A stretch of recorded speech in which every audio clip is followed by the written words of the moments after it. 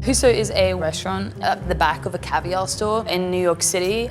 In 9 months, we got our first star, which is a tremendous achievement for all of us involved.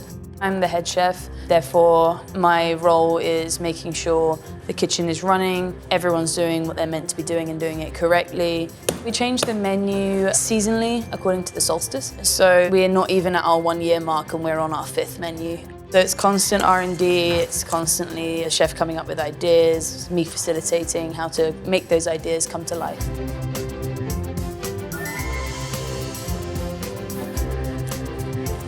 Hi, it's 10 a.m. My name's Lois. I'm the head chef here at Huso Tribeca. It's freezing outside, minus 14 degrees Celsius. We're just gonna go into our caviar store and sneak into the restaurant. This is our caviar store. This is where everyone enters through. We have a speakeasy vibe, so let me take you through. This is our dining room. We have 11 tables upstairs. The kitchen is downstairs. That's where my world is, so let's go down.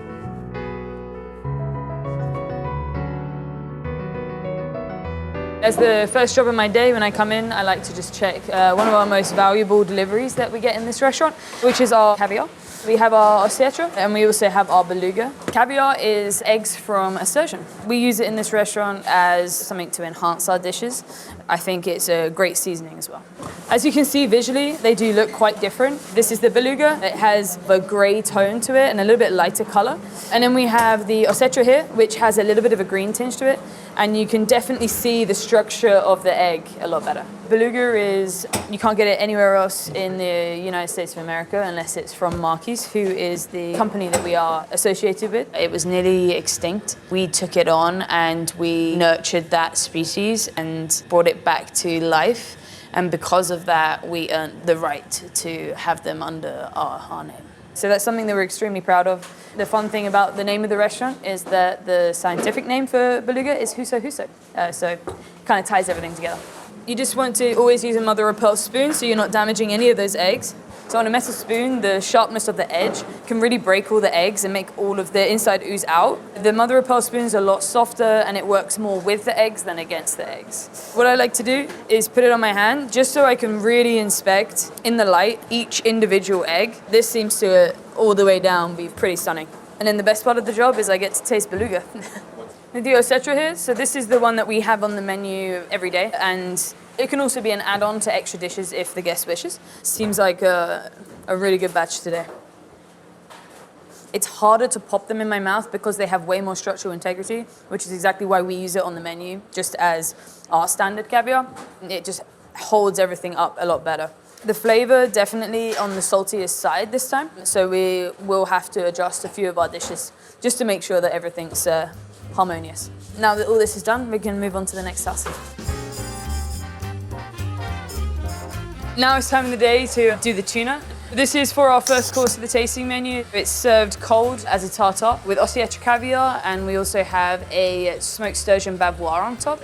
Just to warm people up for their first course of the evening, we also serve it with a tuna consomme, which is what I'm about to prep. We have our bluefin tuna carcass here. As we are a small restaurant, we don't go through a whole tuna throughout the whole week. Therefore, we do get the piece of tuna and the bones separate. It's pretty small, but it does the job for us, and it's super, super flavorful.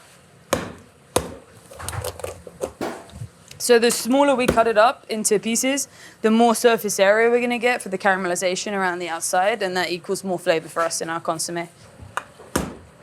As you can see, I am ripping the towel, but that's a hell of a lot cheaper than ruining my chopping board.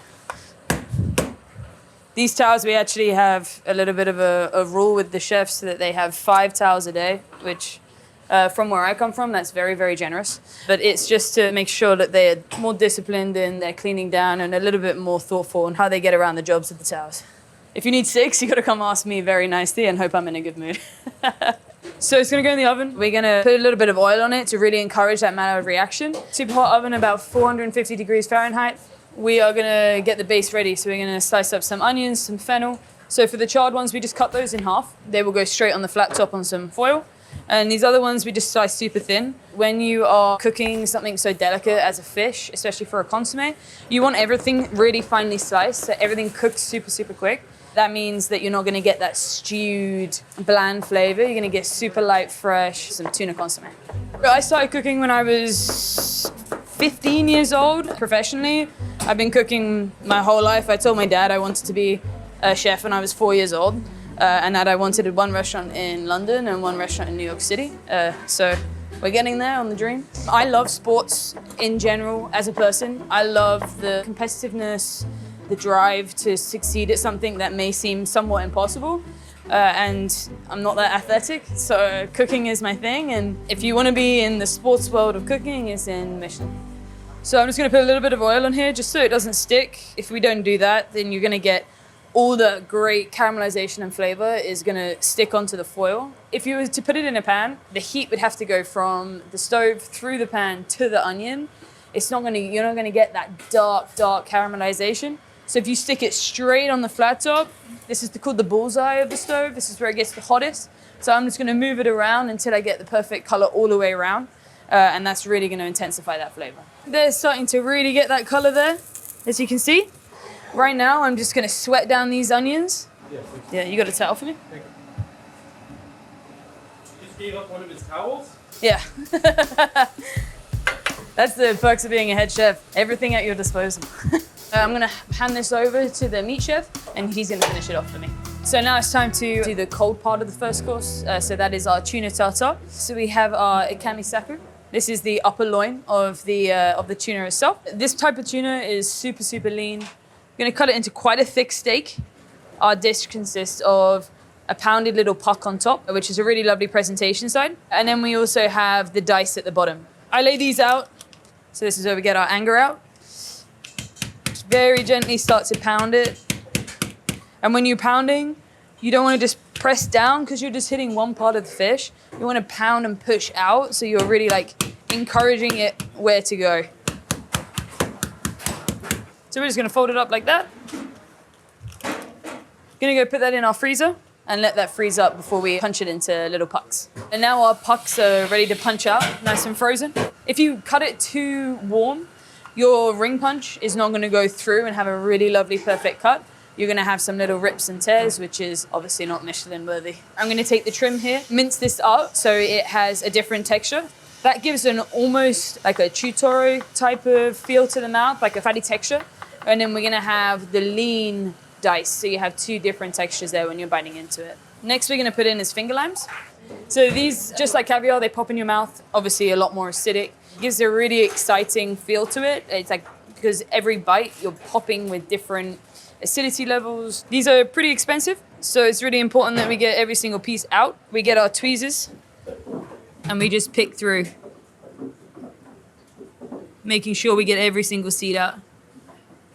Go ahead, put that in. We also add some chives, molten salt. It has less of a harsh flavor. Black garlic shoyu glaze. I would describe it as similar to an eel sauce.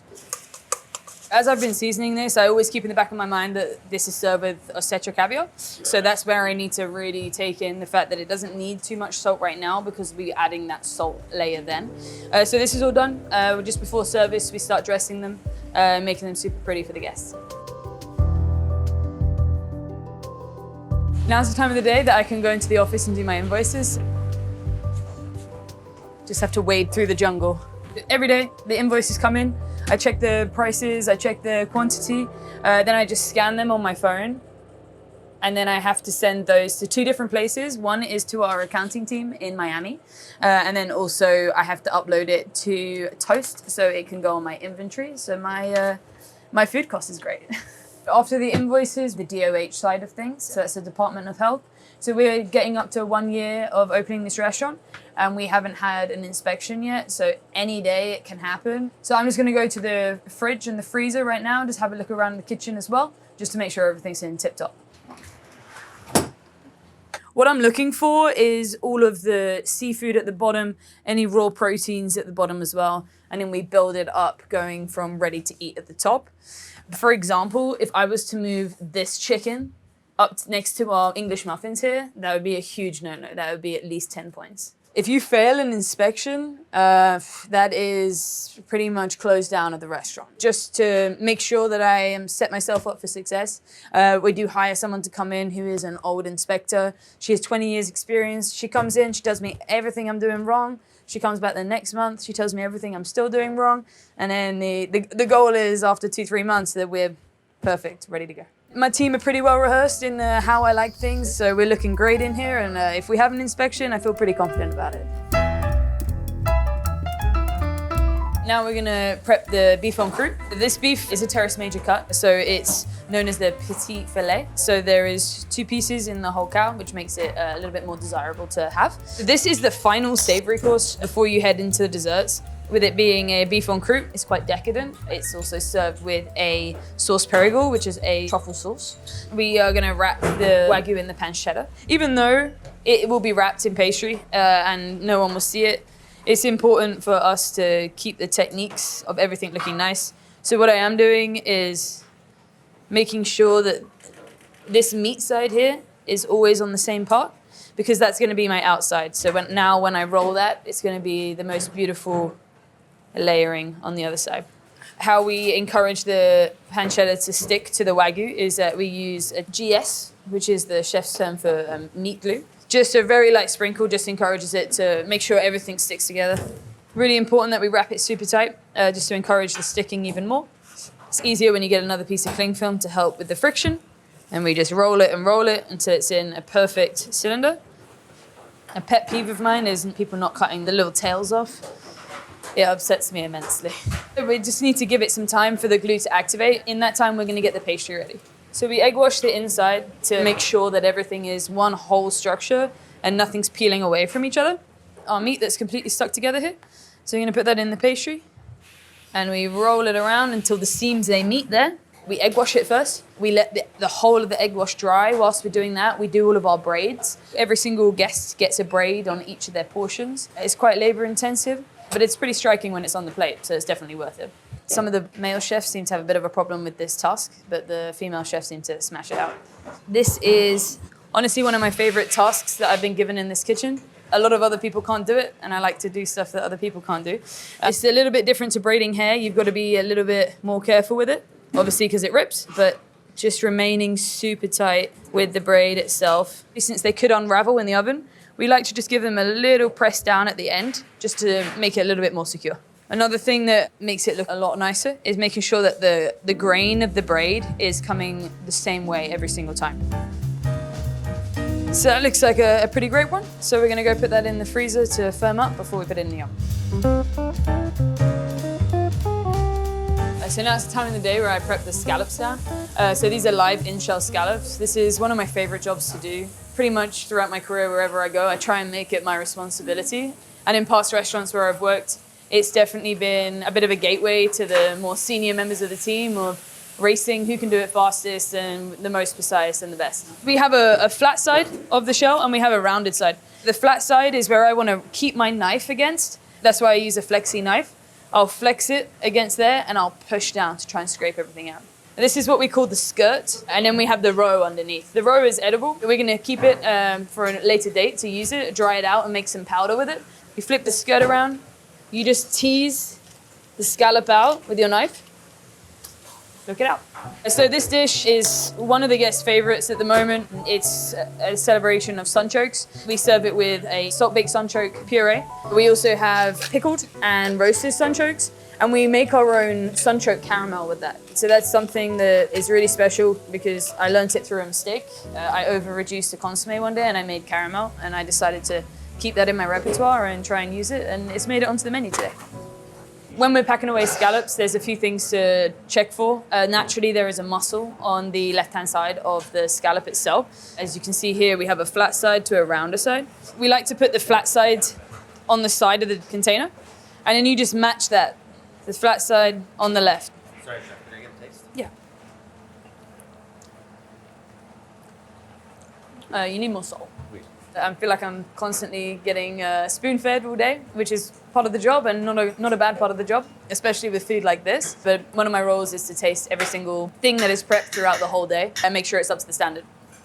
As long as we go left to left every single time, when they sit up in the fridge, they're going to keep their structure. And then that's going to help when we're pan searing, that they're not going to fall on themselves. And we're just going to get an immaculate sear on the face side rather than also down here. I'm going to just finish this up and pack them away. We've got 30 minutes before service, so we're just going to do some tasters right now. So I do the tasters just it's my last chance to be able to taste what the guest's tasting, and I'm the last line of defense. So if there's something wrong right now, we fix it straight away and make sure the guest doesn't have to experience that. So here we have the first course, the one that we made together earlier. So this is the tuna. Just gonna try it with the bavois. So far so good. So here we have our beef sauce. This is our truffle Perigord sauce. Really beautiful chopped up truffles in there. You need sherry vinegar in there and some butter. A little sherry. Yeah. It's just a little bit like flat, and there's not a lot of body feel. That's way better. So just getting ready for service. This is my expo station, so this is where I stand pretty much 99% of service, unless I'm going to check other sections. I have eyes everywhere. It's a fantastic place to have a 360 of the kitchen. I can look at the garnish, the meat section, the pastry, and the garde-manger all at the same time. Just spot things before they go too wrong. I get my tickets through here, and then I have this sheet that is here every single day, and that just tells me the times people are coming in, any of their allergies, and then any guest notes if they've been already before, when they came, and then if there was anything that happened that was something that I need to know from their last visit. Check on full top. Wait. Have a good service. Wait. How many? 7. And that means it's time for you to go.